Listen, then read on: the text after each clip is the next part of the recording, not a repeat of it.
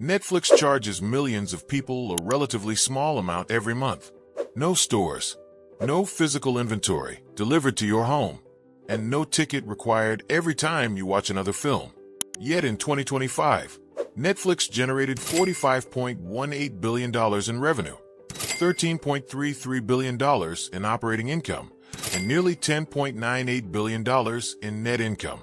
Then, in the first quarter of 2026, it produced $12.25 billion in revenue and more than $5 billion in free cash flow. So how does a company that spends billions creating entertainment turn one monthly subscription into a profit machine? The answer is global scale, recurring payments, pricing power, advertising, technology, and a reusable content library. Let's find out. By the end of this video, you will understand how Netflix earns recurring revenue, why scale changes content economics, how advertising and paid sharing created new growth engines. Before we begin, subscribe for weekly videos about business, investing, technology, and the strategies behind the world's biggest companies. To understand how Netflix became so profitable, we first need to understand the advantage hidden inside a monthly subscription, the power of recurring revenue. Traditional film businesses can be unpredictable. A studio may spend hundreds of millions producing and marketing a movie, then depend on ticket sales during a short theatrical window. Netflix works differently.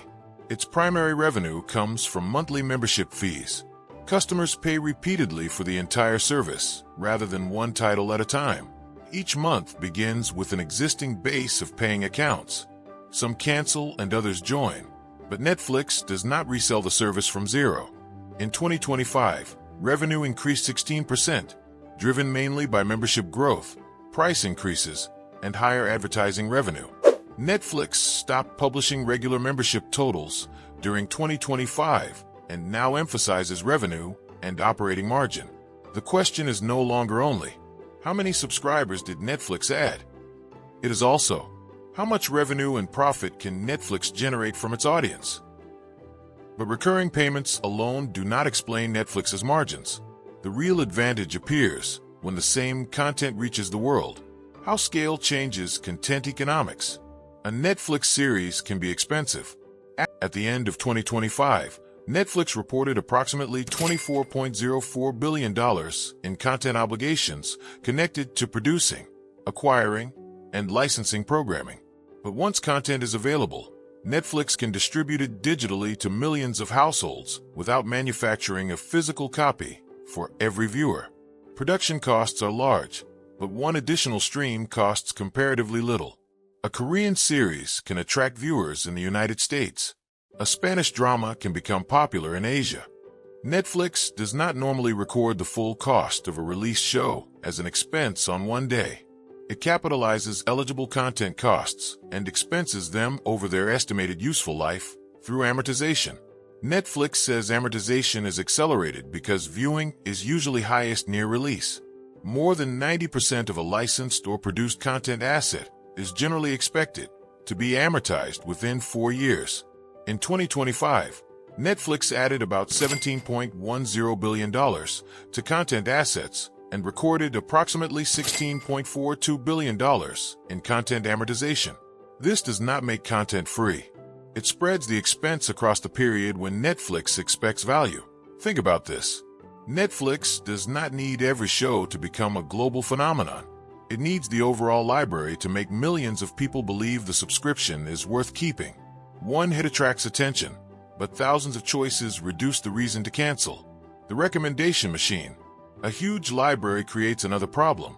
Too much choice can overwhelm viewers. Netflix uses personalization to decide which titles, artwork, trailers, and rows appear for each profile. That technology is economically important. A show creates little value if the right viewer never discovers it. Recommendations match different titles with different tastes. The company is not simply asking, what is the most popular show? It is asking, what is this member most likely to watch next? Better discovery can increase viewing, satisfaction, and retention. That makes the interface part of the profit model. Pricing, paid sharing, and more revenue. Netflix offers different plans for different budgets and preferences. As of July 2026, Netflix advertised U.S. plans ranging from $8.99 to $26.99 per month before tax. The cheaper plan includes advertising, while higher tiers offer features such as more simultaneous streams and higher video quality. The profit expansion. Netflix's 2025 results show how profitable the model has become. Revenue reached $45.18 billion, up from $39 billion in 2024. Operating income increased to $13.33 billion. Operating margin expanded to 29.5%, and net income reached almost $10.98 billion. In Q1 2026, revenue grew 16% year-over-year to $12.25 billion, while operating income rose to $3.96 billion. So if Netflix has subscriptions, advertising, global scale, and improving margins, is the machine unstoppable? Not at all. The risks behind the billions. Netflix competes for something every person has in limited supply. Its competitors are not only other streaming services. Netflix says it also competes with television, gaming, social media, open video platforms, and piracy. Content is expensive and unpredictable. A costly production can fail to attract enough viewing.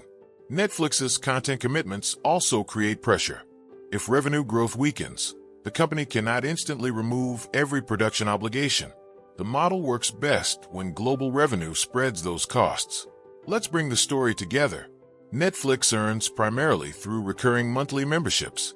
Its global platform lets the same content reach many markets without manufacturing a new product for every viewer.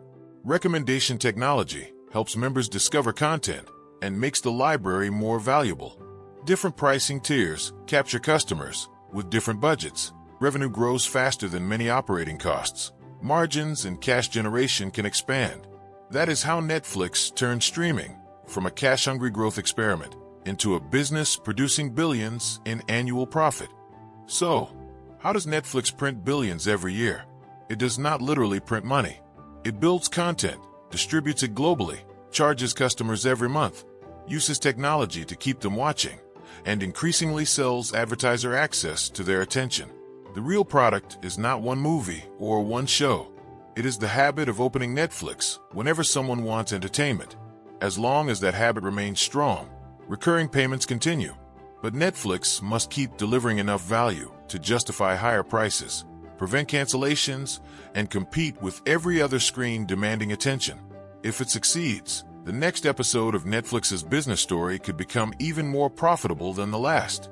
If you enjoyed this video, like it, subscribe to the channel, and turn on notifications for more stories about business, investing, technology, and the hidden economics behind the world's biggest companies.